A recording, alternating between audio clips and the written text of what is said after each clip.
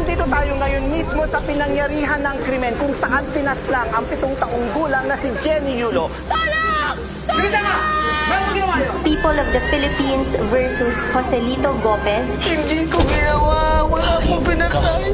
Lahat na nangyari sa anak ko, mangyayari sa anak mo! Accused Bakit ang dami? Para po may baon kayo habang wala po ako. Mami Johnny, gusto ko pong magnakaw. Bakit mo gusto yung magnakaw? Masama yun.